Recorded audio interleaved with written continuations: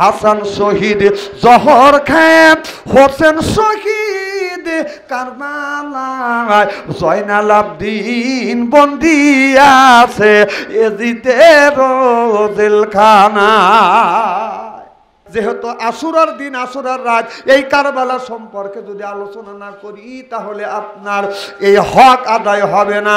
হুসাইন রাদিয়াল্লাহু তাআলা আনহু ৭০ জন মানুষের নারী পুরুষ শিশু বাচ্চা সহ ৭০ জনের কাফেলা নিয়ে কারবালার ময়দানে যখন বাদান শিবির টানাইলেন, তাবু করলেন, এদিন সেনারা বলল ফোরাত নদীটা বন্ধ করো, কারণ হুসাইন কয়দিন অনাহারে থাকবে। আপনার পানি গুনে বাদান মস্কে যা পানি ছিল সব ফুরোয়া গেছে, খাবার যা ছিল সব পুরো গেছে। শিবিরের মধ্যে পানির জন্য মানুষ গুনে বাদান হাহাকার করতেছে। বলে হুসাইন এখন যদি পানির ব্যবস্থা না করো, মরুভূমির ভিতরে আপনার 50 মাইলের ভিতরে পানির আপনার পানি পাওয়া যাচ্ছে না, ওখানে কূপ নাই, কি বলো নাই, একমাত্র পানি আছে আপনার ওই ফোরাত নদীতে। ওই ফোরাত নদীর তো ঘেরোয়া করে রাখছে, ওখান থেকে যদি পানি না আনো শিবিরের সব শিশু বাচ্চা গুনে মারা যাবে। হযরত হুসাইন রাদিয়াল্লাহু তাআলা আনহু আপনার পোরাদের কিনারে যখন গেলেন, এদি সেনারা হযরত হুসাইনের গায়ে বাদান এরকম করে তীর মারতে বাদান লাগলেন। ওদের সাথে যুদ্ধ করতে করতে এক পর্যায়ে এজিদের সেনারা সব বাদান পালিয়ে গেলেন, ফোরাত নদী খালাস করলেন, মুক্ত হয়ে গেলেন। হযরত হুসাইন রাদিয়াল্লাহু তাআলা আনহু ইতিহাসের মধ্যে লিখতেছে, আঁঠু পানির মধ্যে নামিয়ে 2 হাতে বাদান পানি এরকম করে উঠো নিছে। এদিকে পানির আপনার পিপাসা কলিজে ছিঁড়ে যেতে চাচ্ছে, ক্ষুধার যন্ত্রণায় তন্ত্রী ছিঁড়ে যেতে চাচ্ছে, আর পানি পিপাসা কলিজেটা বাদান ছটবট ছটবট করতেছে। রমজান মাসে যারা রোজা রাখে, মাঠে ঘাটে যারা কাজ করে, পানি পিপাসা লাগলে কলিজার মধ্যে কেমন হয় ওই দিন বাদান অনুভব করা যায়। সিল্লেখন ঠিক কিনে আমার ভাইয়ের আমার, হুসাইন পানি উঠো নিচে খাবে, এমন সময় বংশের মধ্যে অনেক মানুষ, শিবিরের অনেক মানুষ পানিবিহীন মারা গেছে। হুসাইন চিন্তা করতেছে, আমি যদি পানি পান করি তাহলে আমার ভুল হয়ে যাবে। কিয়ামতের ময়দানে আল্লাহ বলবে, পানির জন্য কত বংশের মানুষ মারা গেল, তুমি পানি পান করিলে। আমি পানি পান করিয়া পৃথিবীর বুকে আমি কলঙ্কিত হতে চাই না। হুসাইন পানি ছাড়িয়া দিছে, ছাড়িয়ে দিয়া কারবালার ময়দানে উঠছে। একটা লোক ক্ষুধার যন্ত্রণায় অনাহারে কতদিন থাকতে পারে, পানি পিপাসা কতদিন ভুগতে পারে। ওই দিন ছিল আশুরা, দিনটা বাদান ছিল শুক্রবার, ওই দিন ছিল মুহররমের 10 তারিখ। আজকের এই দিনে এই হযরত হুসাইন আপনার জুমার দিন চিন্তা করতেছে, মুসাফির হালাতে বাদান মানুষের নামাজ হলো বাদান 2 রাকাত। এই যে আমি মুসাফির হালাতে আছি, আমার ফরজ নামাজ হলো বাদান 4 রাকাত, কিন্তু আমার 2 রাকাত ফরজ। সুবহানাল্লাহ, একটু জোরে বল। হুসাইন তো মুসাফির, দূরে গেছে। চিন্তা করলেন জুমা নামাজ তো পড়ার ভাগ্য হলো না, আমি জুমা নামাজ কেমন করে পড়বো? 2 রাকাত আমি নামাজ পড়ি। হুসাইন 2 রাকাত নামাজে যখন দাঁড়াইছে, এদিন সেনারা মনে মনে চিন্তা করতেছে, এই সুযোগে হুসাইনকে আপনার তীর মেরে দুনিয়া থেকে বিদায় করে দিতে হবে, নইলে হুসাইনের সাথে বাদান পারা যাবে না। হুসাইন নামাজে দাঁড়াইছে, ওরা হযরত হুসাইনের গায়ে বাদান তীর নিক্ষেপ করতেছে। ইতিহাসের মধ্যে লিখতেছে 17 থেকে 70 তীর হযরত হুসাইনের প্রত্যেক শরীরে বাদান লেগেছে। হযরত হুসাইন বসিয়া যখন আত্তাহিয়াতু তাশাহুদ পড়তেছে, আত্তাহিয়াতু লিল্লাহি ওয়াস সালাওয়াতু ওয়াত তাইয়্যিবাত, আল্লাহ আমার নামাজ, আমার বন্দেগী, আমার সব কিছু আমি তোমার কাছে পেশ করিলাম। সুবহানাল্লাহ। তাশাহুদ পড়িয়ে দরুদ শরীফ দোয়া মাসুরা পড়িয়ে ডাইনে থেকে বামে সালাম ফিরে লক্ষ্য করে দেখে একটা তীর মারছে, ডাইনে থেকে ঢুকছে, বাম দিয়ে বাদান বের হয়ে গেছে। হযরত হুসাইন তীর মারছে টের পায় না, সালাম ফিরছে তখন বাজান টের পাইছে। এটা তীরতে ধরছে, কলিজা পর্যন্ত বাজান থরথর তো কলিজা পর্যন্ত লড়তেছে। হোসাইন যখন আপনার তিনটা টান দিয়ে বাজান বের করছে, হোসাইন আর দাঁড়াইতে পারে না, দুর্বল হয়ে গেছে। এজিদ সেনা শিমর আসিয়া হযরত হোসাইনের বুকের উপর সরিয়ার বুক থেকে নামে না। এবার হোসাইনের আমার নবীর কথা মনে পড়ে গেল। এবার শিমর যখন নামে না, হোসেন বলে শিমর আমার বুক থেকে নামো না। তুমি কি করবে? কয় আমি তোমার গলা কেটে ফেলবো। কয় আমার গলা তুমি কাটতে পারবে না, আমার বিশ্ব নবী না, না আমার দয়াল নবী আমার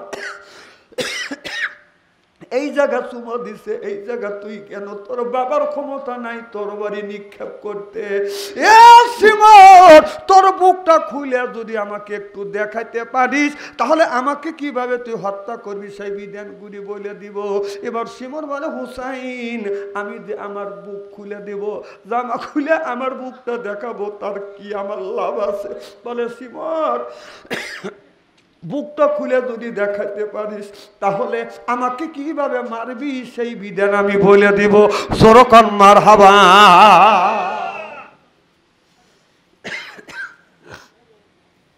আমার ভাইয়ের আমার, শিমর অমনি জামার বোতাম খুলে দিলে হোসাইন লক্ষ্য করে দেখে নবী বলেছে, নবীর কথা পয়েন্টে পয়েন্টে পড়ে গেছে। টাকা দেখে বুকে বসম নাই, বাম পাশে কালা দাগ আছে, চেহারা জানোয়ারের মতো, আর গলায় ছুরি চালাচ্ছে। আমার নবী বলেছে হোসাইন এজিদ শিমার যখন তোমাকে হত্যা করবে, শিমার যখন তোমার গলা কেটে নিবে, তাকিয়ে দেখবে বুকে বসম নাই, বাম পাশে কালা দাগ আছে, আর চেহারা জানোয়ারের মতো, আর যেই লোকটা আপনার বুক থেকে নামবে না সেই তোমাকে জবাই করিবে। লক্ষ্য করে দেখে বুকে পশম নাই, বাম পাশে কালা দাগ, চেহারা জানোয়ারের মতো, বুক থেকে নাচছে না। হযরত ওমর চোখের পানি ফেলে দিয়ে দিয়ে কান্দে। শিমর বলে হুসাইন আমার বুক দেখাইছি, তুমি কেন কাঁদতেছো? তুমি এখন বলে দাও তোমাকে কেমন করে জবাই করবো।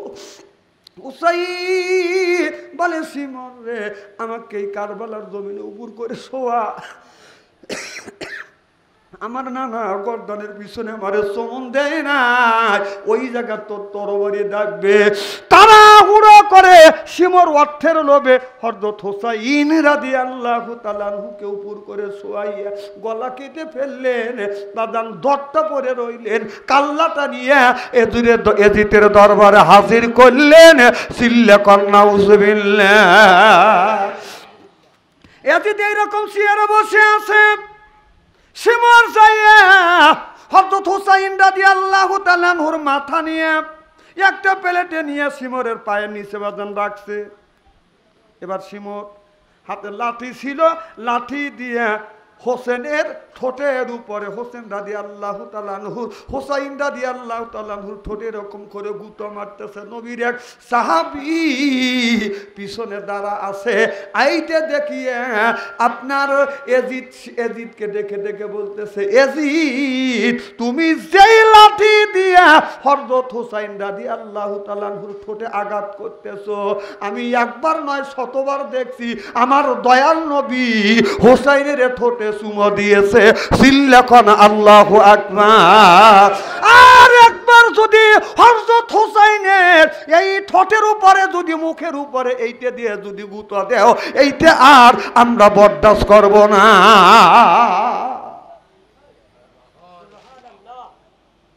আমার ভাইরা আমার, শিবিরের মধ্যে খবর সরে গেল হোসাইনের কাল্লা নাই।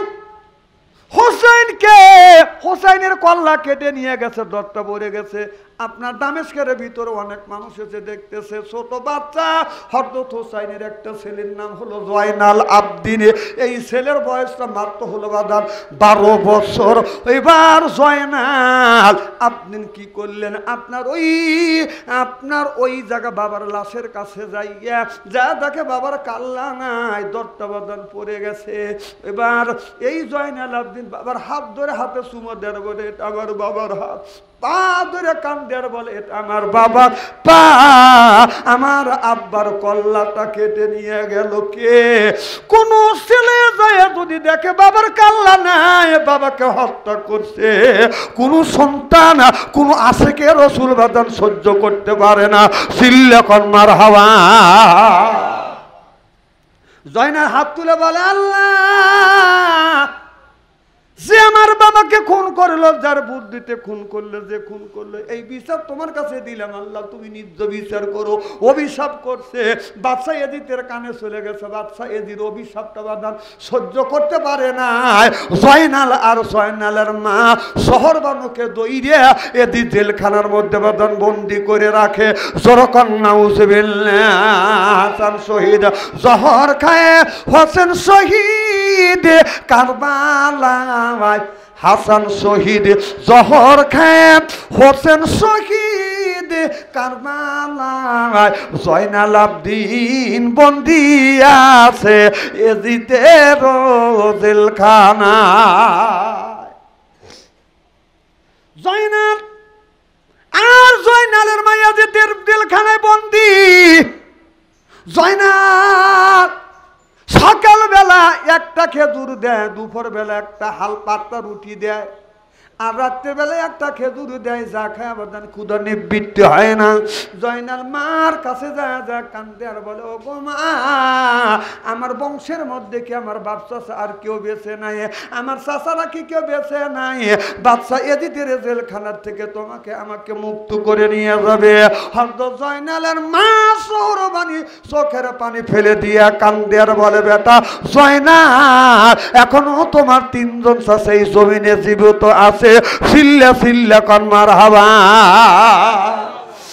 মা ফাতেমা যতদিন দুনিয়ায় জীবিত ছিল হযরত আলী দ্বিতীয় বিয়ে করে না। মা খাদিজাতুল কুবরা দুনিয়ায় যতদিন জীবিত ছিল আমার নবী দ্বিতীয় বিয়ে বাদন করে নাই।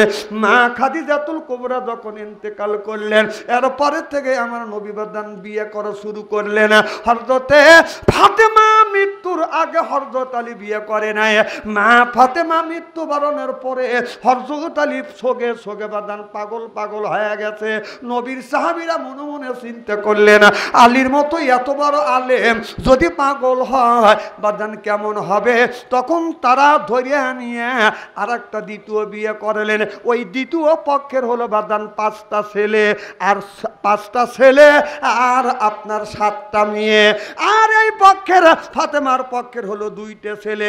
তাহলে সর্বসাকুল্য হযরত আলীর 7টা ছেলে 7টা মেয়ে। চিল্লা কন মারহাবা। 7টা ছেলে 7টা মেয়ে।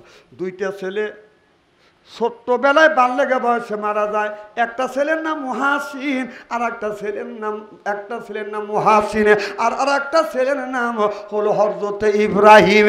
ইব্রাহিম আর মুহাসিন ছোট্টবেলায় বাদান মারা যায়। 5টা ছেলে বেঁচে ছিল। বড় ছেলে হযরত হাসান রাদিয়াল্লাহু তাআলা আনহু, 2 নাম্বার ছেলে হযরত হুসাইন রাদিয়াল্লাহু তাআলা আনহু, 3 নাম্বার ছেলে হযরত মুহাম্মদ হানিফে রাহমাতুল্লাহ আলাইহি, 4 নাম্বার ছেলে আক্কেল আলী রহমাতুল্লাহ আলা, 5 নাম্বার ছেলে হলো হযরত ওমর আলী রহমাতুল্লাহ আলা। সিল্লাকান আল্লাহু আকবার। মা বলে বেটা তোমার 3জন চাচা বেঁচে আছে।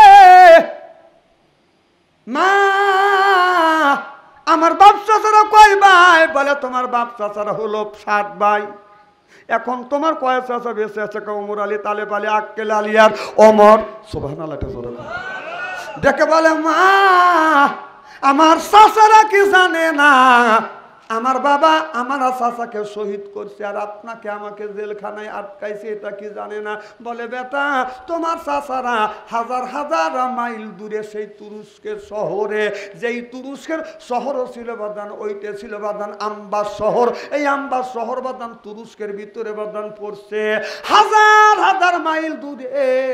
তোমার বাপ চাচারা জানে না। যদি তোমার বাপ চাচারা জানতো তোমাকে আর আমাকে এখান থেকে মুক্ত করতো, আর তোমাদের বাপ চাচার হত্যার বদলা তারা গ্রহণ করতো। সিল্লাকান আল্লাহু আকবার। বলে মা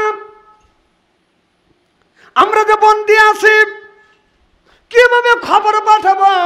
তখন টেলিফোন ছিল না, মোবাইল ফোন ছিল না, খবর কিভাবে দিবে? চিঠি লেনদেন ছিল। দেখে বলে, মা তুমি যদি অনুমতি দে আমি আমার চাচার কাছে চিঠি লিখবো। বলে, মা বলল, বেটা আমি তোমাকে অনুমতি দিলাম, চিঠি লেখো। এখন জেলখানার মধ্যে জয়নাল আবদিন কাগজ খোঁজে বাদান, কাগজ পায় না। এবার বলে, মা আমি জেলখানার মধ্যে কাগজ পাইলাম না। মারে তোমার যে ওন্না আছে, ওন্নার একটু কানি ছিঁড়ে দেও, এইটা দিয়ে আমি কাগজ বানাবো।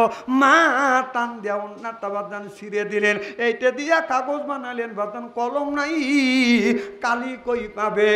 ইতিহাসের মধ্যে লিখতেছে শাহাদত আঙুল মুখের মধ্যে দিয়ে বাদান ঠাসি মারছে, আপনার আঙুল ফেটে গেছে, রক্তটা প্রবাহিত হচ্ছে, এই রক্ত দিয়ে কালি বানাইছে। আর ওন্না দিয়ে শাড়ির আঁচল দিয়ে জয়নাল আবদিন বাদান কাগজ বানাইয়া চিঠি লিখতেছে।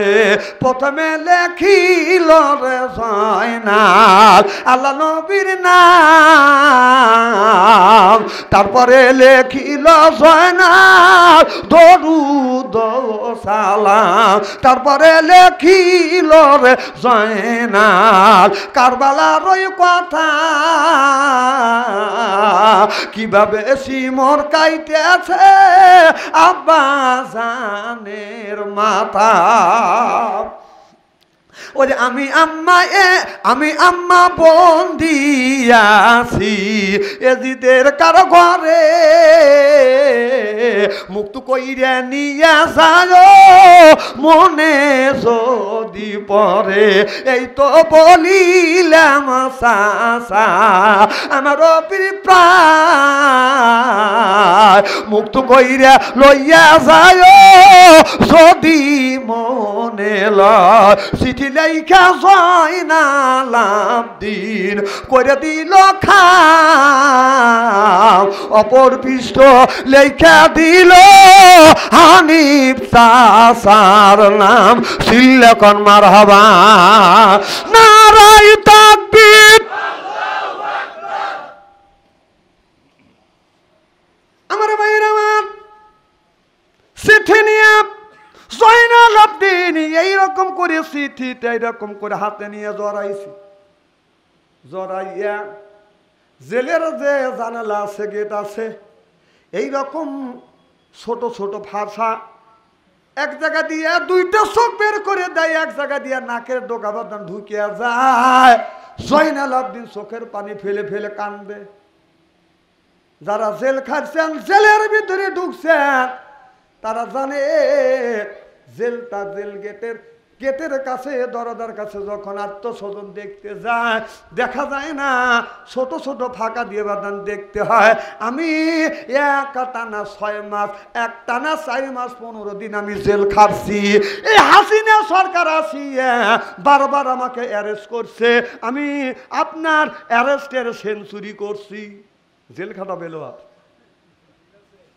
আলেম ওলামাকে ধরে ধরে জেলের মধ্যে ঢুকাইছে। এখন খালামণি তুমি কোথায় এখন? হ্যাঁ, খালি কয় খেলা হবে।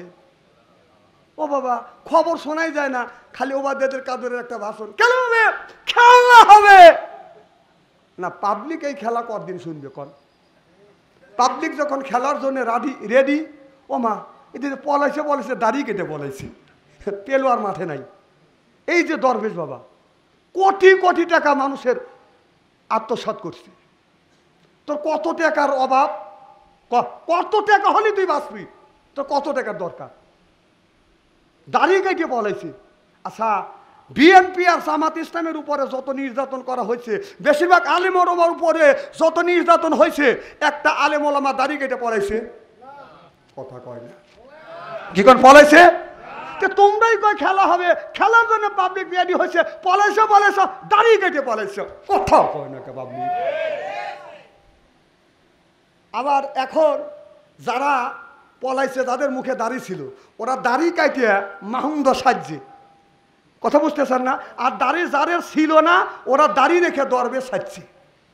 দাড়ি রেখে যতই দরবে সাজো, ডাক্তার ইন্নুস যতদিন আছে, একদিন খালি দোয়া ইন্নুস পড়তে থাকো।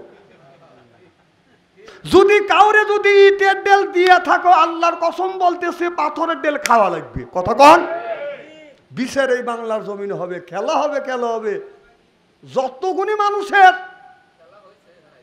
আর খেলা দেখলেন কি, খেলা শুরুই হয় না, কেবল শুরু করতেছে। কেবল আপনার ওই কি অবমাননার কারণে, কোর্ট অবমাননার কারণে কেবল শুরু বিসমিল্লাহ হয়েছে, ওখান থেকে 6 মাসের জেল। কথা বলতে না রে, আসল খেলা তো শুরুই হয় নাই, সাইদের খেলা তো শুরু হয় নাই।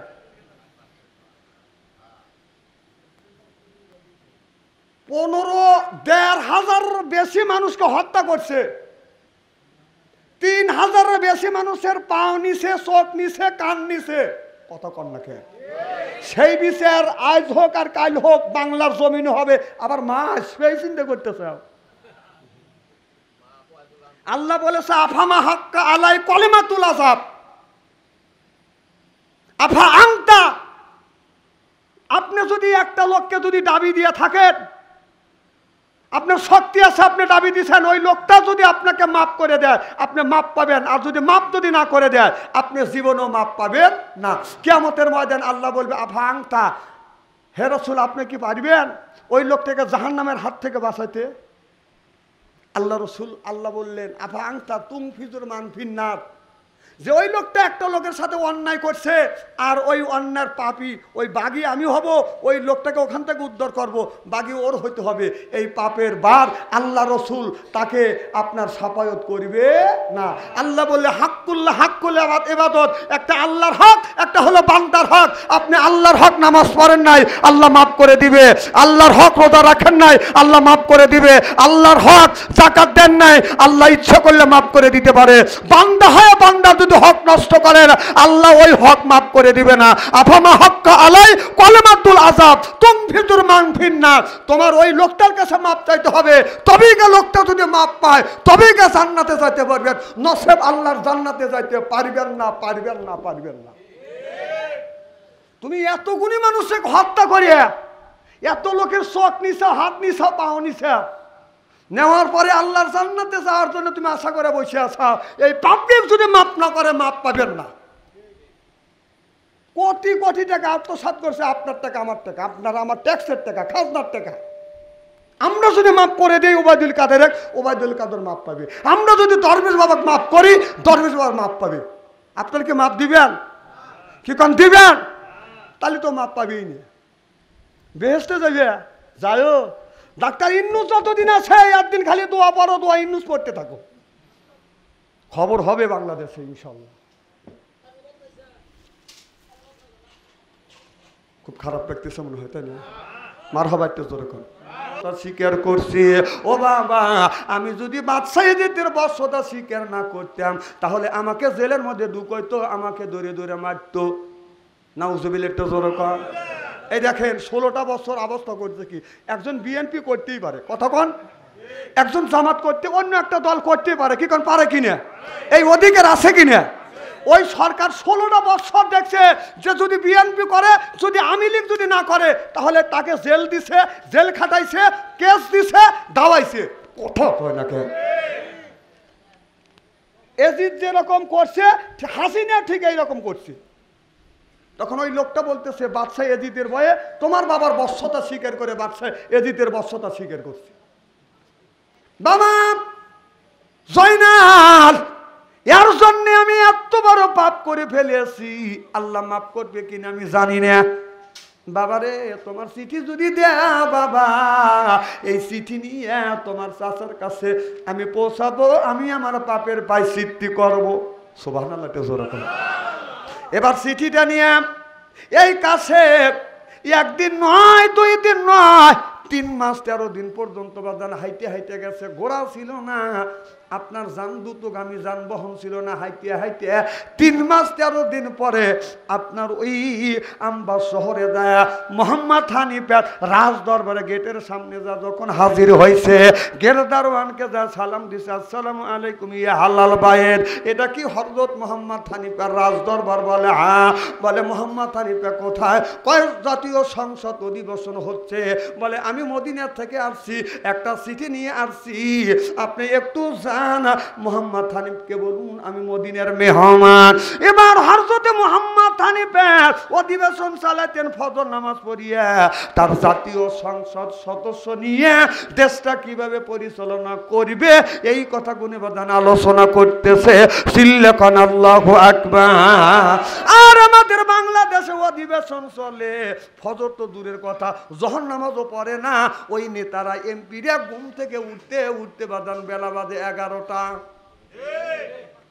রাত পরে মনে হয় চুরি করে। কথা কন না কে? আমাদের দেশের মেম্বার হলে তার পাওয়ার বেড়ে যায়। ইলেকশনের সময় হলে রাতেও মেম্বার চেয়ারম্যান ঘুম পারে না, এমপিরা ঘুম পারে না। ইলেকশনের সময় হলে রাত 12টা 1টার সময় অজগবি যায়া, এই দাঁড়ান, এই আমার কথা কি শুনতেছেন আপনারা? চা দেওয়া বন্ধ দেন, এই চা খালি আমার কথা শুনবেনই না। আপনার কি জানি বলতেছিলাম? না না না, হ্যাঁ মেম্বার চেয়ারম্যানটা রাত 12টা 1টার সময় যায়, মনে করেন যে আমির ভাই বাড়ির যা রাত 12টার সময় ডাক দিচ্ছে, আমির ভাই কাকে? আমি আপনাদের চেয়ারম্যান। কিসের জন্য আসছেন? রাত্রে আমার ঘুম কামাই করার জন্য আসছেন। কয় না, চলো আমির সাহেব, তোমার আব্বা মারা গেছে, চলো তোমার আব্বার কবর জিয়ারত করে আসছি। আমার আব্বা তো মরেই নেই। কি আমার কথা কি বুঝতেছেন? ভালো মানসিক জীবিত মানুষকে মৃত্যু বানায় তোমার বাবার কবর জিয়ারত করার জন্য আসছি। ও কবরে জিয়ারত করার জন্য আসছে না ভোট পাওয়ার জন্য আসছি? আমার ভাইয়ের আমার গেটে যখন দাঁড়াইছে, গেট দাঁড়ান মোহাম্মদ হানিফা আপনার অধিবেশন চলতেছে, ওই জায়গায় সালাম দিয়ে বলতেছে, ও বাদশাহ, মোহাম্মদ হানিফা মদিনার থেকে একজন মানুষ আসছে, একটা চিঠি নিয়ে আসছে, আপনার সাথে দেখা করবে। মদিনার কথা যখন শুনছে, হযরত মোহাম্মদ হানিফা চেয়ারে বসেছিলেন, মদিনার কথা শুনে লাভ দিয়ে দাঁড়া গেলেন। সিল্লে সিল্লে কান মারহাবা।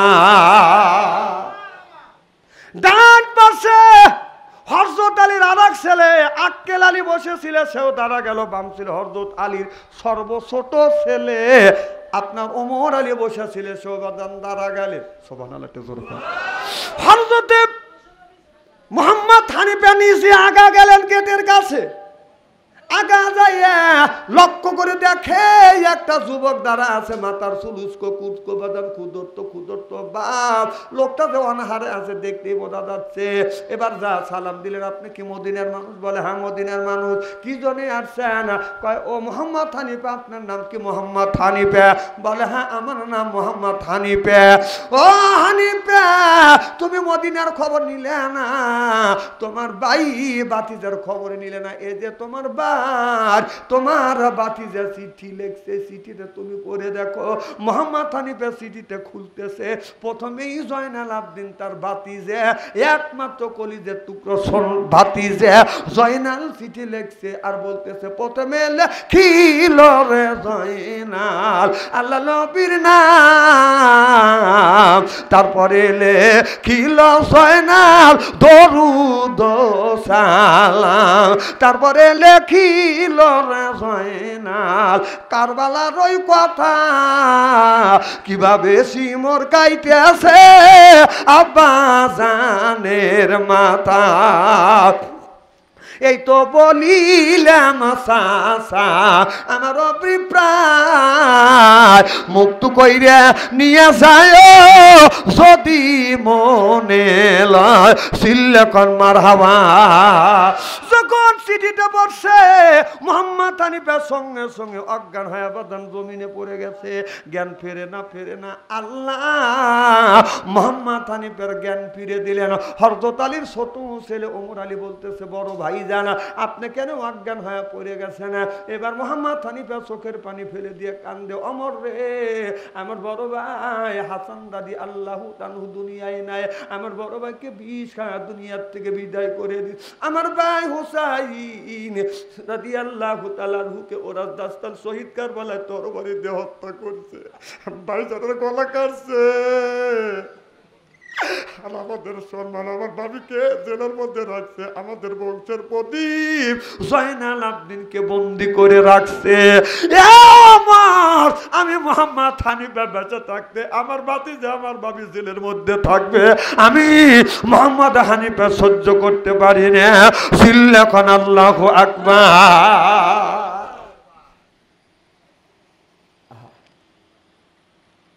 এবার ওমর আলী বাঘের মতো গর্জন করে উঠলেন, ও ভাই আমার বড় ভাই হাসান রাদিয়াল্লাহু তাআলা আনহুকে আমি দেখি না।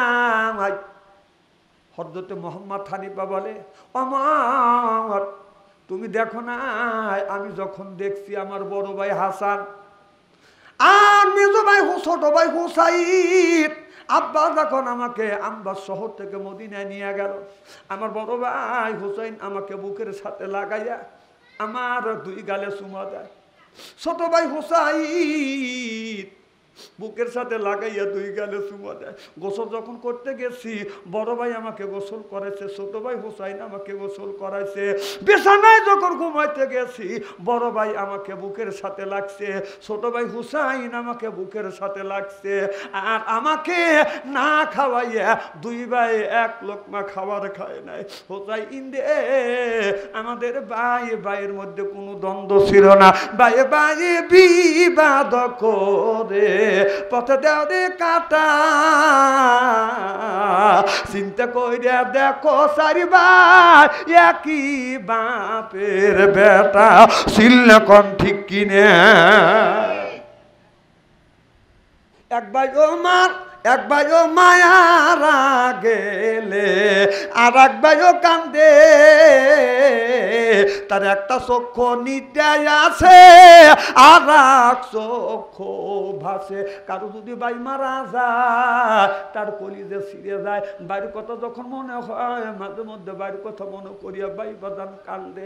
আমি দেখছি আমি যখন জেলের মধ্যে 4 মাস 15 দিন একটানা ছিলাম বাদান, আমার ছোট ভাই জেল গেটের দরজার কাছে যাইয়া আমারে বলে, ভাই তুমি কেমন আছো? আমি বলছি ভাই আমি ভালো আছি। ছোট ভাই বলে, ভাই রে তুমি আমাকে সান্ত্বনা দিচ্ছ, আমি জানি আমার ভালো লাগে না, আমার চাইতে তোমার বেশি ভালো লাগে না।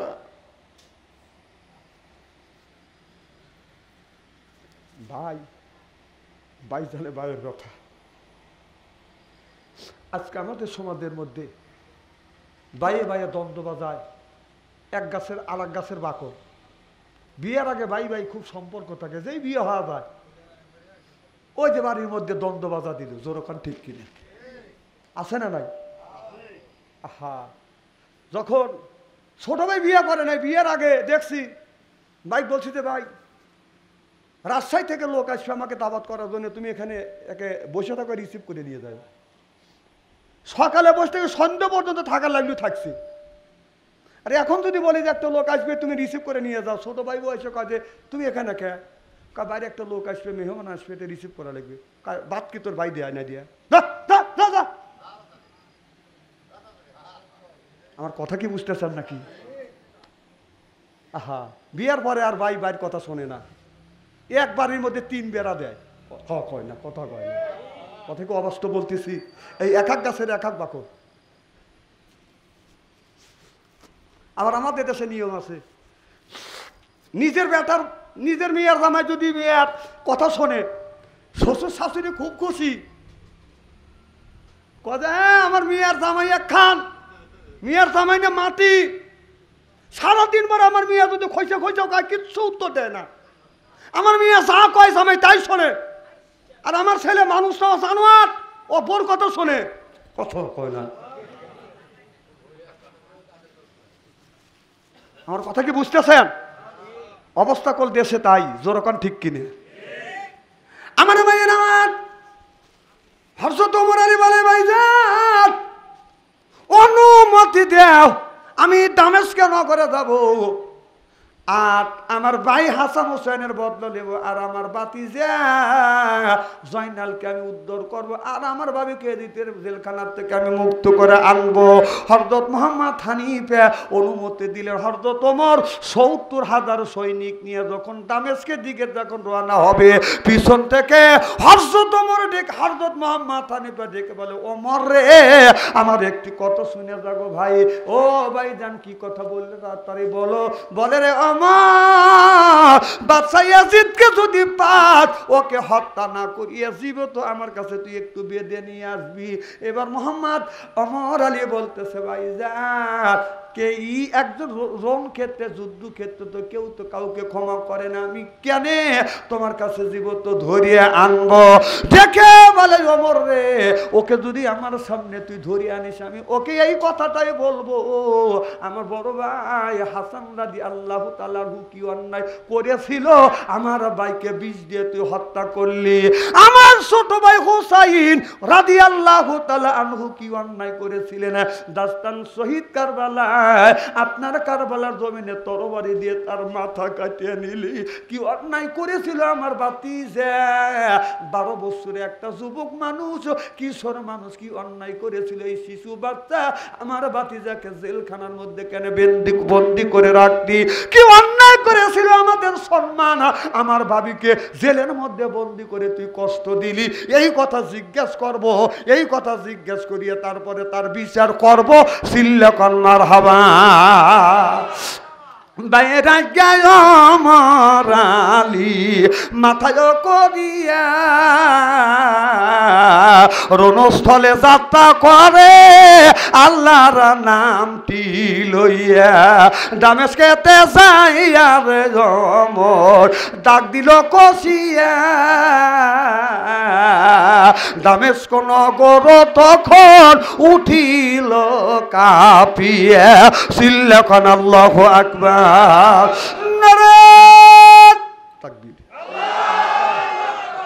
হযরত ওমর আলী এমন হুঙ্কার মারছে, এটা হল হযরত আলীর ছোট ছেলে। হযরত আলী যখন যুদ্ধের ময়দানে যায়, যখন হুঙ্কার মারত, আপনার এই জমিনটা থরথর করে বাদান কেঁপে উঠতো। হুঙ্কার যখন মারত, বিদ্যুৎ যেমন চুমকে এরকম চুমকাইতো।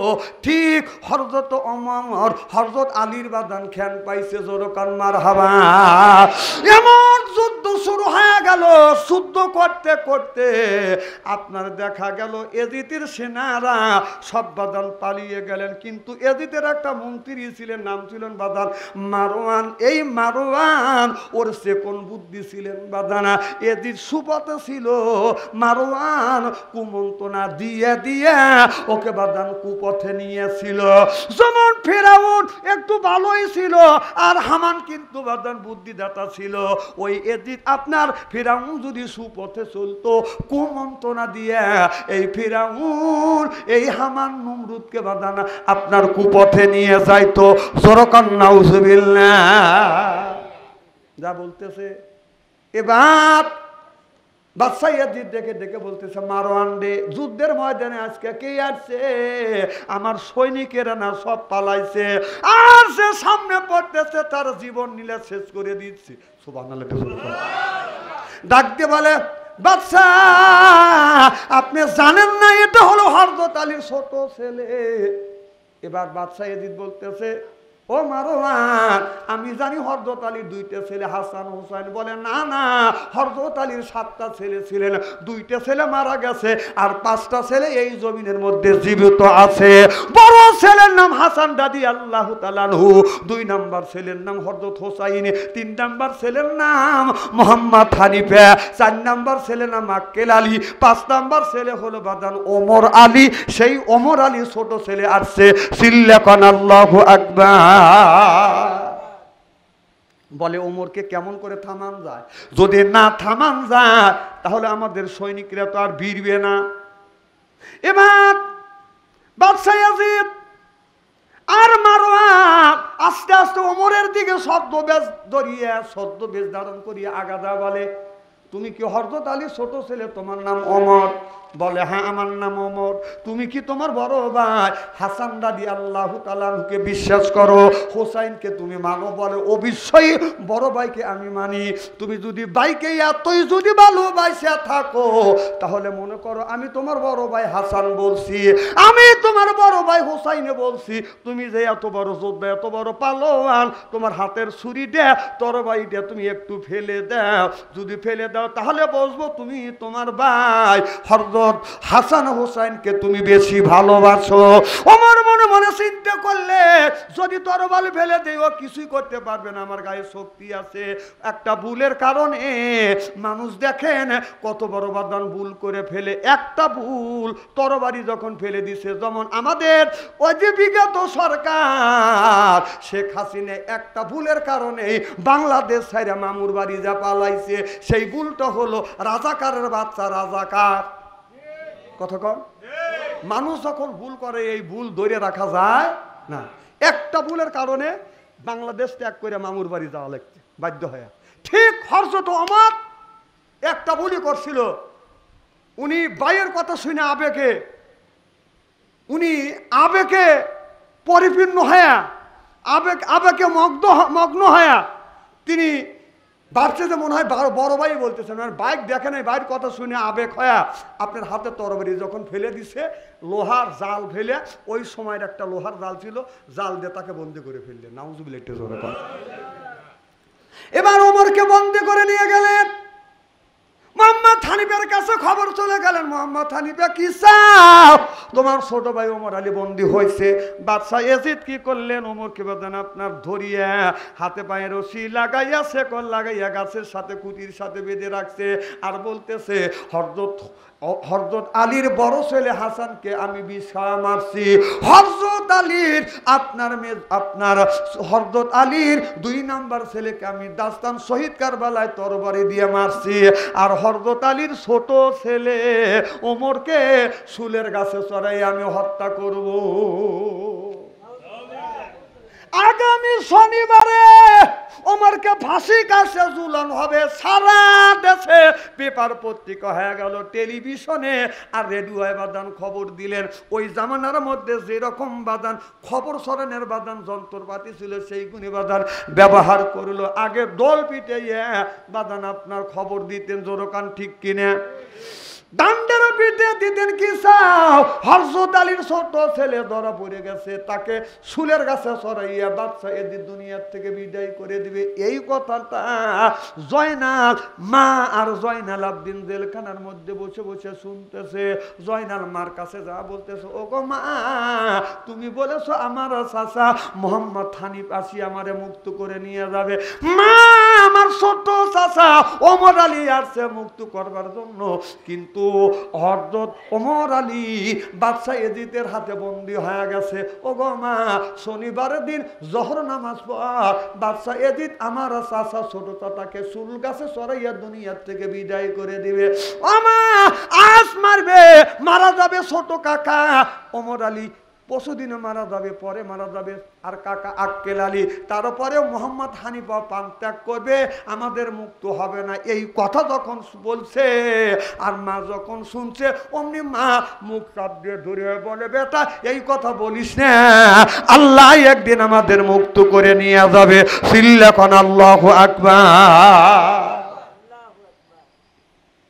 সব মানুষ ওমরকে জেলখানা গেছে, ওমরকে দেখার জন্য হত্যা করবে, দেখার জন্য গেছে ওমরকে কেমন করে চুলের গাছে বাদান চড়ায়।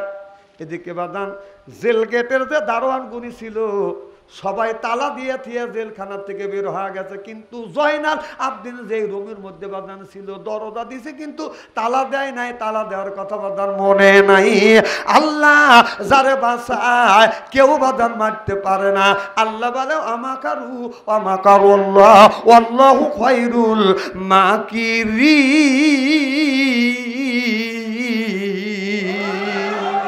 রাখে আল্লাহ, না রেখে। জয়নাল আবদিন মার কাছে এসে বলে, মা, ইয়াজিদের জেলখানা দারোয়ানটা নাই, চাচাকে চুলের গাছে চড়াবে সব দেখার জন্য গেছে গো মা। আপনার দরজা দেয় নাই, তালা দেয় নাই, তুমি যদি অনুমতি দাও মা, অনুমতি দিলে আমি এই জেলখানার থেকে বের হয়ে যাব। মা বলে বেটা তুমি বের হও, আমি মহিলা মানুষ, আমি যদি বের হই আমার পর্দার খেলাপ হবে, অতএব আমি মহিলা মানুষ, আমার ভাগ্যে যা আছে তাই হবে।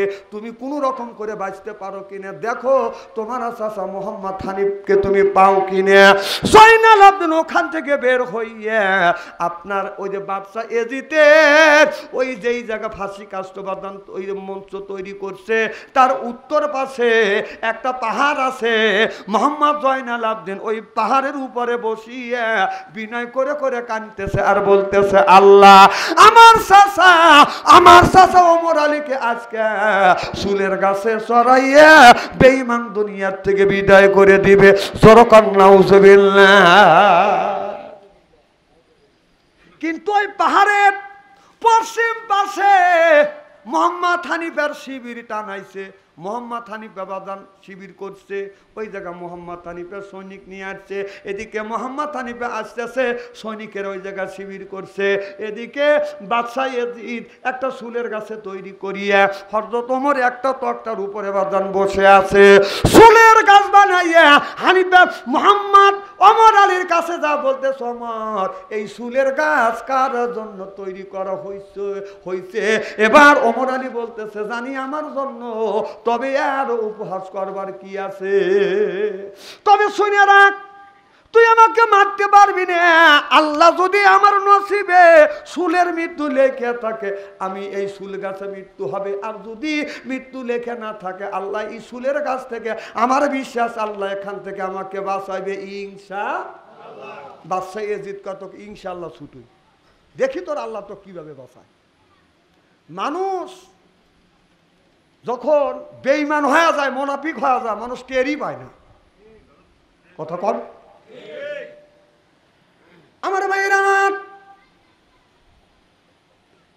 মোহাম্মদ ওমর আলী বলতেছে, বাদশাহ ইয়াজিদ সব ইয়াজিদের প্রধানমন্ত্রীর মারওয়ান কান পাইতে শুনে রাখ, আমার আল্লাহ হযরত ইব্রাহিম আলাইহিস সালামকে আগুনের কুণ্ডের মধ্যে থেকে বাঁচাইছে, আর হযরত ইসমাঈল আলাইহিস সালামকে ছুরির নিচ থেকে আমার আল্লাহ বাঁচাইছে, আর হযরত ইউসুফ আলাইহিস সালামকে কূপের মধ্যে থেকে আমার আল্লাহ বাঁচাইছে। ইউনূস নবীকে আমার আল্লাহ মাছের পেট থেকে মুক্ত করছে। জোরকান মারহাবা। হযরত ইউনূস আলাইহিস সালাম যখন পানির মধ্যে ঝাঁপিয়ে পড়ে, একটা মাছ এসে ইউনূস আলাইহিস সালামকে বাদান খেয়ে ফেললেন। এই মাছটা ইউনূস নবীকে খাইয়া কিতাবের মধ্যে লিখতেছে, এই মাছটা গন্তব্যস্থানের দিকে রওনা করছে, আর একটা মাছ এসে ওই মাছটাকে খাইছে। মাছ হয়া মাছে খায় কিনা? খায়া গন্তব্যস্থানে রওনা করছে। ইউনূস আলাইহিস সালাম বলে, আল্লাহ পানির অন্ধকার, এরপরে দুইটা মাছের পেটের মধ্যে দুনিয়ার কোনো মানুষ দেখে নাই, আল্লাহ আমার বিশ্বাস এখান থেকে তুমি আমাকে মুক্ত করবে। ইউনূস আলাইহিস সালাম বলে, লা ইলাহা ইল্লা আনতা সুবহানাকা ইন্নী কুনতু মিনাজ জালিমিন। আল্লাহ আমার বিশ্বাস তুমি আমাকে এই মাছের পেটের মধ্যে থেকে মুক্ত করবে। দুইটা মাছের পেটের মধ্যে কেন, আমার বিশ্বাস 10টা মাছও যদি খেয়ে ফেলে আমাকে তুমি মুক্তি করবে। আল্লাহর উপরে তখন বিশ্বাস রাখছে, আল্লাহ তখন জবাব দিছে, ফাস্তাজাবনা লাহু আনাযাইনাহু মিনাল গামবি ওয়া কাযালিকা নুনজিল মুমিনিন। এখনো কোন মুমিন বান্দা যদি বিপদ পরে, বিপদ থেকে তারে উদ্ধার করে, আল্লাহ বলে, আল্লাহ আমার বিশ্বাস তুমি মাছের পেটের থেকে উদ্ধার করিবে। আল্লাহর প্রতি বিশ্বাস রাখছে, মাছের পেটের মধ্যে আল্লাহ এমন একটা ব্যথা তৈরি করে দিছে, এই মাছটা আপনার মাছ নদীর কাছ থেকে কিনারে যাইয়া ওগ্রাবাজান ছেড়ে দিছে। চিল্লা কন্মার হাওয়া। আপনার ইউনূস আলাইহিস সালামকে বাঁচাইল কে? ওমর আলী বলতেছে শয়তান শুনে রাখ, ইউনূস নবীকে এইভাবে আল্লাহ বাঁচাইছে। ইব্রাহিম আলাইহিস সালামকে নমরুদ যখন আগুনের মধ্যে বাঁধান আপনার ফেলে দিছে, আগুনকে বলে আগুন রে আমার সত্য ইব্রাহিমকে তুমি পুড়িয়ে ছাই ছাই করে দাও। এবার ইব্রাহিম আলাইহিস সালাম বলে আমি আল্লাহর প্রতি বিশ্বাস আছে, আল্লাহ আমাকে এই আগুন থেকে উদ্ধার করবে। আল্লাহ নোটিশ জারি করে দিলেন আগুন রে আমার বন্ধু ইব্রাহিম আলাইহিস সালামের শরীর তো পোড়ানোর দূরের কথা, পশম পর্যন্ত পোড়াইতে পারবি না। সিল্লা সিল্লা কান আল্লাহু আকবার। আগুন থেকে উদ্ধার করেছে কে? আমাকে উদ্ধার করতে আল্লাহর 1 সেকেন্ডের কাম। সুবহানাল্লাহ, একটু জোরে কাম। আমার ভাইরা আমার, এবার ওমর বললে শুলের গাছে যখন তুলবি আমি ইচ্ছা কত উঠবো না, তোর বাপার যদি ক্ষমতা থাকে আমাকে শুল গাছে তোল। এবার বাদশাহ ইয়াজিদ হুকুম দিলেন 4 জন মানুষ, এই যে 4 জন মানুষ 4টা আপনার তক্তার কানি ধরিয়া ওমরকে শুলের গাছে তোলো। এবার ওমর আপনার কি করলেন? আল্লাহর কাছে দরখাস্ত করতেছে, আল্লাহ ইয়াকা না'বুদু ওয়া ইয়াকা নাস্তাইন, আল্লাহ তোমার ইবাদত করি, তোমার দাসত্ব করি, তোমার কাছে গোলামি করি, আল্লাহ এখান থেকে তুমি আমাকে মুক্ত করে নাও। আল্লাহ আল্লাহ মিকুনা শামসু কামা, আল্লাহ আল্লাহ মিকুনা আরদু জামা, আনতুম আলানা বাস্তুম মুসলিম কিসানা, আনতুম আওলানা বাস্তুম মুসলিম হোতা কামা, সিল্লাকান আল্লাহু আকবার। আল্লাহর প্রতি বিপদের সময় যদি আল্লাহর প্রতি যদি কেউ ভরসাশীল হয়, বিপদ থেকে উদ্ধার করে কে?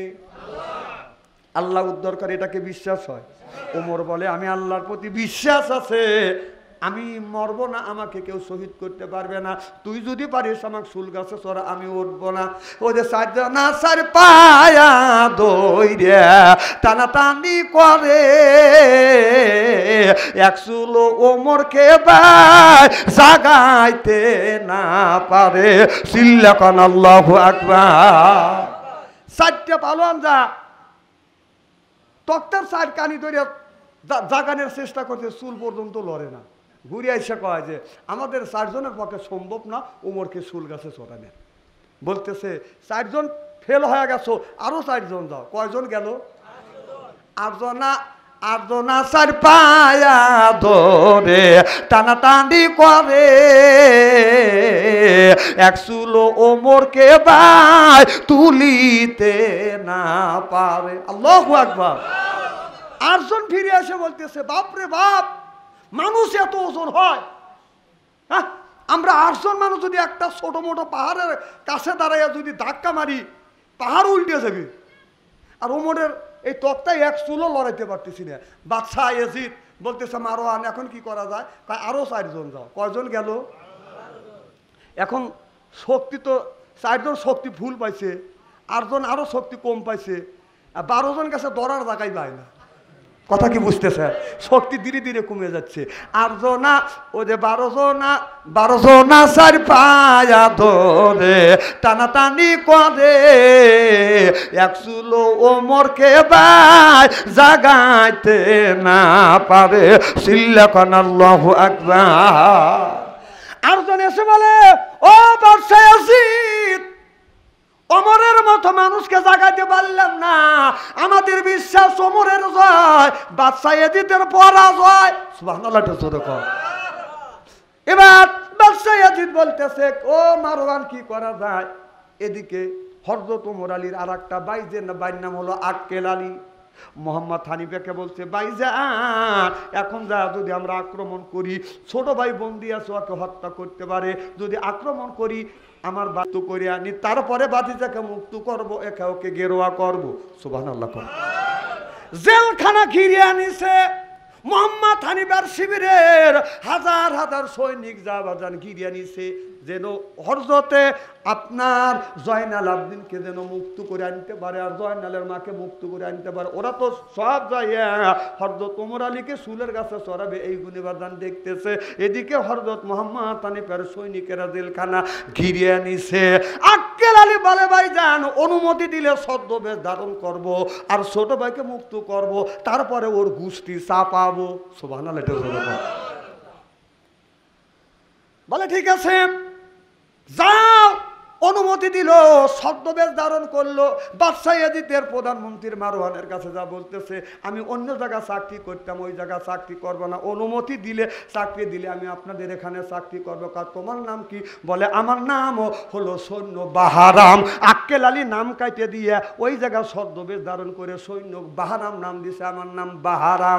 এবার বাদশাহ ইয়াজিদের প্রধানমন্ত্রীর মারওয়ান বলে, বাদশাহ ইয়াজিদ চিন্তা করেন না, গত 2 দিন আগে আমাদের এই জায়গায় একটা সৈনিক ভর্তি হয়েছে, নাম হলো পালোয়ান বাহারাম। এবার বাদশাহ ইয়াজিদ চিন্তা করতেছে, বাহারাম নাম তো কোনোদিন শুনি নাই, বাহারাম মানে পালোয়ান, তো পালোয়ান বাহারামের নামটি যখন বাদশাহ ইয়াজিদ শুনিল, বাহারাম বাহারাম বইলে ডাকিতে লাগিল। বাহারাম বলে যখন ডাক দিছে, শোনো বাহারাম এসে বাদান হাজির হয়ে গেছে। টাকা দেখে, একবার ওমরের দিকে তাকায় আর একবার বাহারামের দিকে তাকায়, কেউ তো বাদান কম না, দুইজন তো একই রক্ত। সুবহানাল্লাহ কহ। বাদশাহ ইয়াজিদ তাকাকা, হ্যাঁ পালোয়ান পালোয়ানি, বাহারাম বাহারামি। তো বলতেছে, তুমি কি, তোমার নাম কি যে সৈন্য বাহারাম, তুমি কি ওমরকে সুল গাছে চড়াইতে পারবে? বলেন কি হুজুর, ওমর কেন, ওর 14 গোষ্ঠী সুরের গাছে তোলার ক্ষমতা আল্লাহ আমার দিছে। সুবহানাল্লাহ একটু জোরে কর। এদিকে ওমর আলী চিন্তা করতেছে, কে রে ভাই আক্কেল আলী নিশ্চয়ই আমাদের বর্ষতা অস্বীকার করছে, বাদশাহ ইয়াজিদের বর্ষতা স্বীকার করছে, ভাই বলে ডাক দিবে। মনের কথা আক্কেল আলী বুঝতে, সৈন্য বাহারাম চিন্তা করতেছে, ওমর, আমি যে ওমরকে মুক্ত করবার জন্য আসছি ছদ্মবেশ ধারণ করিয়ে, ও যদি ভাই বলে ডাক দেয় তাহলে ও তো বন্দি, আমাকে বন্দি করে ফেলবে। মনের কথা বুঝে ও বুঝাচ্ছে, ইশারা ভিসারে বুঝাচ্ছে, চোখতে রে মাথা মেরে বলে, ওমরে রে মুক্ত কইরা নিয়া যাব, ভয় বা করো কারে, সিল্লাকান আল্লাহু আকবার। দেখে বলে, ওমর রে চিন্তা করিস না, আমি ইয়াজিদের বর্ষতা স্বীকার করি না, আমি তোমাকে মুক্ত করবার জন্য ছদ্মবেশ ধারণ করছি, বাইরে একটু ধৈর্য ধর, আমি তোর হাতের বন্ধন আগে খুইলে দেখি, ওর গোষ্ঠী চাপাবো 2 ভাই মিলে। সুবহানাল্লাহ বললেন না? এবার বলতেছে, বাদশাহ ইয়াজিদ বলতেছে, সৈন্য বাহারাম ওমরকে সুলের গাছে চড়া। বলে, হুজুর একটা মানুষকে যদি হত্যা করা হয়, মেরে ফেলা হয়, ফাঁসিতে যদি ঝুলানো হয়, এর পরে সুলের কাছে যদি ঝুলানো হয়, যদি ওই মানুষটার গলায় পাথর বাঁধিয়ে আপনার সমুদ্রের মধ্যে যদি ডুবো দিতে হয়, কোনো মানুষকে যদি জব করা হয়, ওই মানুষ যদি মৃত্যুর আগে কিছু যদি চায়, তার আশা মৃত্যুর আগে পুরো করা আমাদের একটা নিয়ম ছিলেন। এবার বাদশাহ ইয়াজিদ বলতেছে, উত্তম, তোমার কথা তুমি ঠিক বলছো। দেখেন মানুষ হঠাৎ করে ভুল করে, কথা বুঝতেছেন না? রাখে আল্লাহ, জোরে কাল, রাখে আল্লাহ মা রেখে। ওয়াজ কি ছাড়িয়ে দেবো নাকি? না না, রাত করলে অনেক হয়ে গেছে।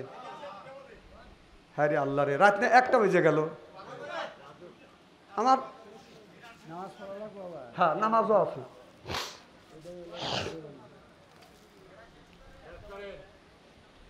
এদিকে শেষ করা সম্ভব?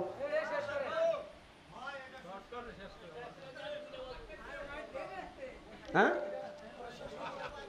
মারহাবাতে জোরে কর। আমার ভাইয়ের, আমার বাদশাহ ইয়াজিদ বলে, উত্তম তোমার কথা। ওমরের কাছে যা বলে, ওমর রে তোর মরণকাল উপস্থিত। নাউজুবিল্লাহ একটু জোরে কর। ওমর গর্জন করে উঠলেন, বাদশাহ ইয়াজিদ মরণ কি তোর বাবাতির সম্পত্তি? মরণের কথা বললি, আমার মরণ হইল, মরণের মালিক কে? কুল্লু নাফসিন যায়কাতুল মউত, মরণের মালিক আল্লাহ, হায়াতের মালিক হলো আমার আল্লাহ। হায়াতের মালিক তুমি আল্লাহ, মউতের মালিক হায়াতের মালিক তুমি আল্লাহ, মউতের মালিক। জোরকান আল্লাহু আকবার। তুমি হায়াতের মালিক না, মউতের মালিক না, হায়াত মউতের মালিক হলো আমার আল্লাহ। আল্লাহ যদি হায়াত দেয় তুই আমাকে বাঁচাই মারতে পারবি না, তবে আমি কিছুই চাই না, তবে একটা জিনিস চাই, আমার এই মৃত্যুর আগে আমাকে তো চুলের গাছে তুমি চড়াইবে, আমার কোনো দুঃখ নাই, তবে চুলের গাছে চড়ানোর আগে আমার হাতের বন্ধনটা খুলে দেও, আমি 2 রাকাত মাওলানার নামে মুক্ত হয়ে নামাজ পড়বো, এরপরে তুমি পারলে আমাকে চুলের গাছে চড়াইও। বাদশাহ ইয়াজিদ বলতেছে হাজার হাজার সৈনিক আছে, সৈন্য বাহারম আছে, হাতের বন্ধন খুলে দাও, ওমর পালাবে কোথায়? সুবহানাল্লাহ, এটা জোরে কর।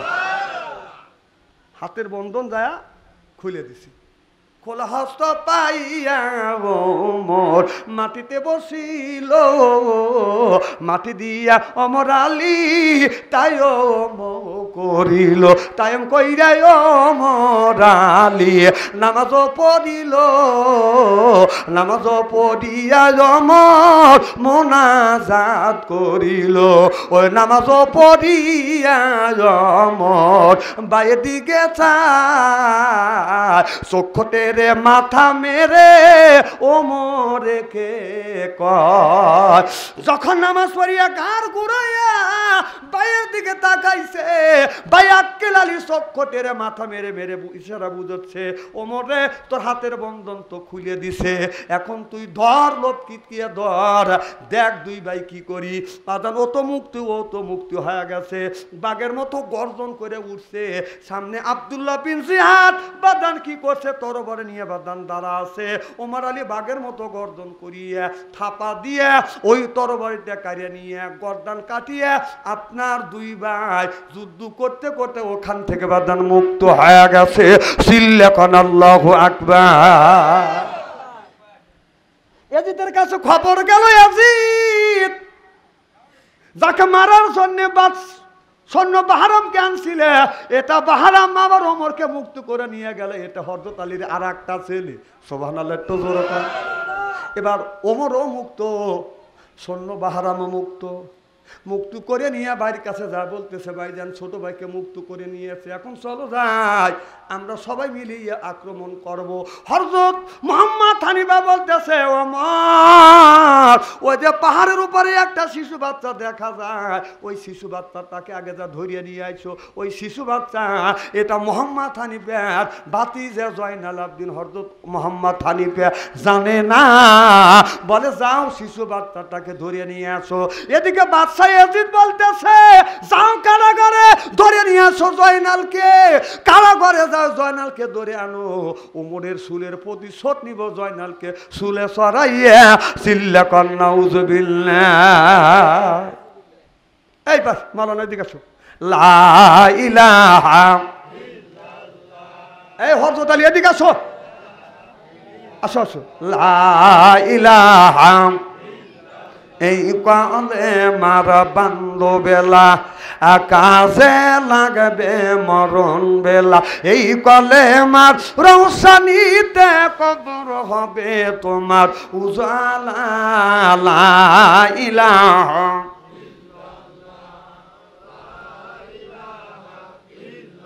আমার ভাইরা, আমার ভালো করে লক্ষ্য করে শুনুন মুসলমান ভাইরা, বাদশাহ ইয়াজিদ বলল তাড়াতাড়ি জেলখানা যাও, জয়নালকে জেলের মধ্যে থেকে ধরিয়ে নিয়ে আসো, চুলের গাছে চড়াবো, জয়নালকে চুলের গাছে চড়াইয়া ওমরের প্রতিশোধ নেব।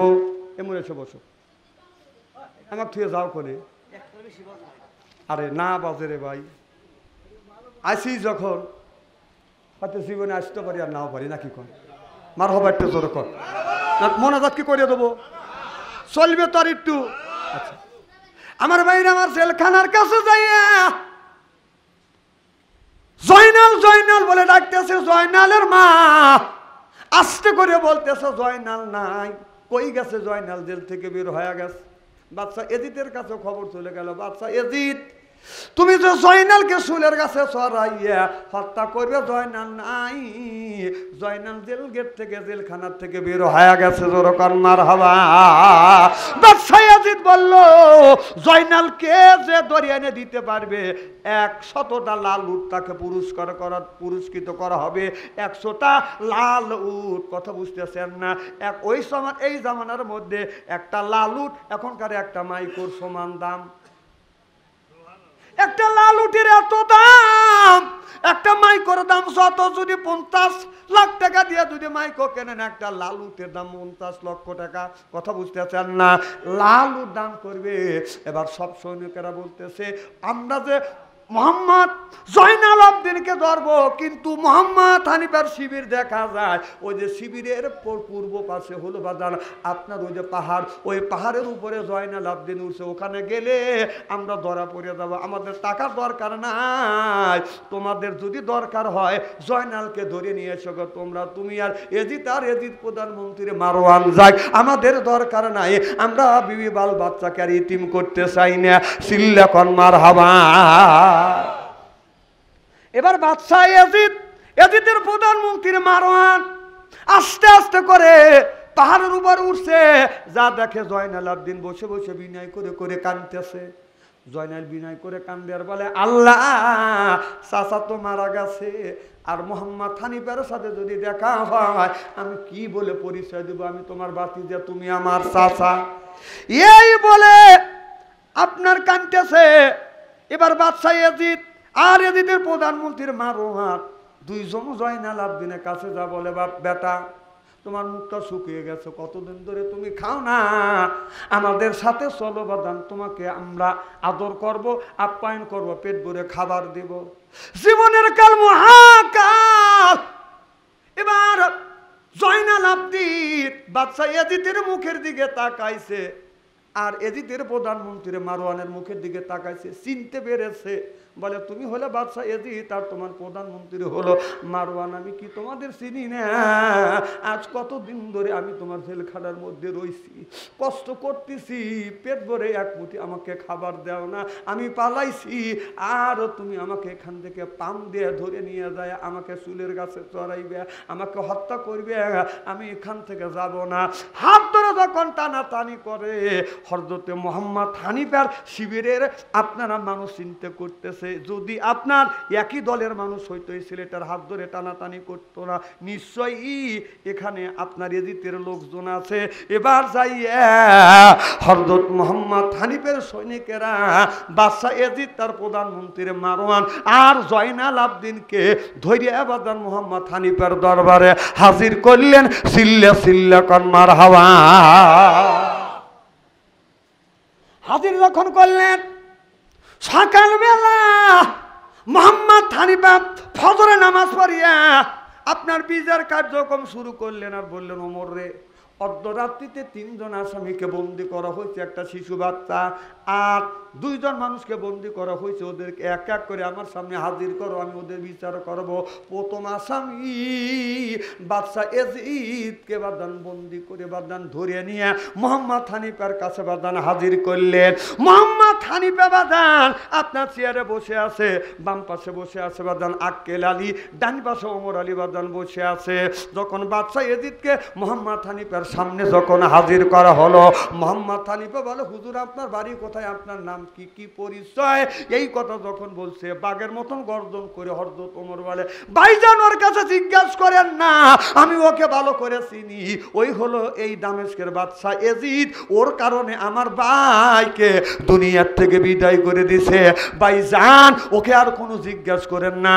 এবার হযরতে মোহাম্মদ হানিফা ওমরকে বললে, ওমর রে, একটা সেকল লাগান আছে, আরো 3টে সেকল লাগা, বাপ বেটা খুঁটির সাথে। সুবহানাল্লাহ, এটা জোরে কর, শক্ত করে বাপ। 3 নম্বর আসামির বিচার না করা পর্যন্ত, কথা না শোনা পর্যন্ত এই জানোয়ারের বিচার করব না। শক্ত করে বাঁধলেন। 2 নম্বর আসামি এদিদের প্রধানমন্ত্রী মারওয়ানের হাতে পায়ে শিকল লাগাই হাজির করছে। ও তো কোনোদিন ওকে দেখে নাই। দেখে বলে, হুজুর আপনার নাম কি, আপনার পরিচয় কি, এখানে কেন আসছেন? বাম পাশে আক্কেল আলী গর্জন করে উঠে বলে, ভাইজান ওকে আর জিজ্ঞাসা করেন না, ও হলো এজিদের প্রধানমন্ত্রী, ওর নাম হলো মারওয়ান। ইয়াজিদ ছিল সুপথে, ও কুমন্ত্রণা দিয়ে অন্যায় পথে নিয়ে গেছে। এবার ভাব হযরতে মুহাম্মদ হানিফা বলতেছে, ও যদি ইয়াজিদের প্রধানমন্ত্রীর মারওয়ান হয় তাহলে একটা শেকল লাগানো আছে, আরো 2টা শিকল লাগা, খুঁটির সাথে বাঁধ। 3 নাম্বার আসামির বিচার না কথা শোনা পর্যন্ত এই 2 বেটার বিচার করা হবে না। যাও 3 নাম্বার আসামিকে নিয়ে এসো। 3 নাম্বার আসামি ছোট বাচ্চা, 12 বছর বয়স, জয়নাল আবদিন, চাঁদের মতো চেহারা ফুটফুট করতেছে। সুবহানাল্লাহ। ছোট বাচ্চা জয়নাল আবদিন, এটা যে ওর বাতি যে, আর এটা যে জয়নালের চাচা মোহাম্মদ হানিফা, এটা চেনেও না জানেও না। ছোট বাচ্চাকে শিকল দিয়া বেঁধে নিয়ে আসতেছে। এমন ক্ষুধা লাগছে, বালির মধ্যে দিয়ে হাঁটতেছে, পাটা নাঙ্গল দিয়ে বাঙর দিলে যেমন বাঙর হয় এরকম পাটা মাটির সাথে বাদান লেগে গেছে। যখন নিয়ে আসতেছে পূর্ণিমার চাঁদ, মোহাম্মদ ওমর আলী দূর থেকে দেখিয়া দাঁড়া গেলেন আর ডেকে বলে, ওমর, এই ছেলেটাকে দেখে বিশ্বাস হয়েছে, মনে হয় এটা আমার বংশের প্রদীপ হবে। বাম পাশ থেকে আক্কেল আলী বলে, ভাইজান আপনি বংশের প্রদীপ বলে পরিচয় দিচ্ছেন, এ যদি অন্য ছেলে হয়, যদি বাতিজা জয়নাল যদি না হয়। হযরতে মুহাম্মদ হানিফা ডেকে বলে, ওমর আক্কেল রে, তুই জানিস না আমি আমার ভাই হযরত হোসেনকে দেখছি, হুবহু আমার ভাই হোসেনের চেহারার মতো দেখা। আমার বিশ্বাস আমার বংশের প্রদীপ হবে, আমার রক্ত টকবক করে রে। আমার শিশু বাচ্চাটাকে চাচার সামনে যখন হাজির করছে, এবার হযরতে মুহাম্মদ হানিফা বলে, বাবা তোমাকে দেখি নাই, তোমার পরিচয়টা, তোমার নামটা কি বলো বাবা, আমাদের কাছে কি বলবে? এবার ছেলেটা বলে, হুজুর আজ কতদিন ধরে খাই না, ক্ষুধার যন্ত্রণায় তন্তি ছিঁড়ে যেতে চাচ্ছে, পানি পিপাসা কলিজা ছটফট করতে। হুজুর মরে তো যাবো, মারা যাবো, হুজুর আমার দুঃখ নাই, আমাকে 1 পেয়ালা পানি দেন, নইলে আমি কথা বলতে পারবো না। 1 পেয়ালা পানি আনা হইল, চাষের সামনে পানির পেয়ালা হাতে নিয়ে অমনি বসে বললেন, বিসমিল্লাহ বলে পানি পান করতে লাগলেন। এই দৃশ্য দেখিয়া হযরতে মুহাম্মদ হানিফা বলে, ওমর রে, এই শিশু বাচ্চার এত আদব, নিশ্চয়ই মনে হয় আমাদের বংশধর। আমার বংশধর না হলে তো এত আদব হইতে পারে না। ছেলেটা পানি পান করলেন, আলহামদুলিল্লাহ বললেন, আকাশের দিকে তাকাইলেন, চাচা মোহাম্মদ হানিফের মুখের দিকে তাকায় বলে, চাচা জাহাবানা, আপনি আপনার চেয়ারে বসেন, আপনি আমার কথা গুনে শোনেন। এবার ছেলেটা পরিচয় দিচ্ছে, কি বলে পরিচয় দিব, শোনেন জাহাবানা, দামেস্কে নগরে হুজুর বাবি কেমনে না, দাদার নামটি হযরত আলী, আমি হোসেনের ওই বেটা, আমার নামটি জয়নাল আবদিন, হুজুর হানিফা আমার চাচা। তখন বলছে, আমার দাদার নাম হযরত আলী, আমার বাবার নাম হোসেন আলী, আমার নাম জয়নাল আবদিন, হযরত হানিফার আমি ভাতিজা। এবার হযরত মুহাম্মদ হানিফা দেখে বলে, ওমর রে, আমি তো বলছি এটা হলো আমাদের বংশের প্রদীপ। আল্লাহু আকবার। হাত দুটি দান করে দিয়ে, ভাতিজা রে আয়, আমার বুকে আয়, ও ভাতিজা, যে চাচা হানিফা খুঁজতেছো, আমি তোমার চাচা মোহাম্মদ হানিফ। ভাতিজা জয়নাল আবদিন দৌড়া চাচার গলা পরে ধরে, চাচা আমার বাবাকে কারবালার ময়দানে বেঈমান তরবারি দিয়ে গলা কাটছে, আমার চাচাকে মানে দুনিয়ার থেকে বিদায় করে দিছে। ও চাচা, দীর্ঘদিন ধরে আমাকে জেলখানার মধ্যে আটকা রাখছে চাচা, কতদিন ধরে আমাকে খাইতে দেয় না। চাচা আমি আপনার কাছে বিচার চাইলে আপনি নিজ বিচার করে দেন। মোহাম্মদ হানিফা ওমর আলী আক্কেল আলী 3 ভাই শুধু কান্নাকাটি করে, ভাতিজার গলা ধরে ধরে কান্দে। এবার ভাতিজাকে চুমন দেয়, কোলে দেয়, কান্দে, বলে ভাতিজা তোমার আম্মা কই? বলে চাচা জান আমার আম্মাকে জেলের মধ্যে রাখছে। দেখে বলে ওমরে তাড়াতাড়ি যা, জেলখানা আক্রমণ কর, আমার ভাতিজাকে মুক্ত করে নিয়ে আসো। সিল্লাকান আল্লাহু আকবার, নারে তাকবীর। যা হোক ভাতিজা আর চাচা মিল হয়ে গেল। আল্লাহ যদি বাঁচা রাখে, যদি কোনোদিন আসে আর আল্লাহ যদি আনে, এখান থেকে আলোচনা করা হবে ইনশা আল্লাহ।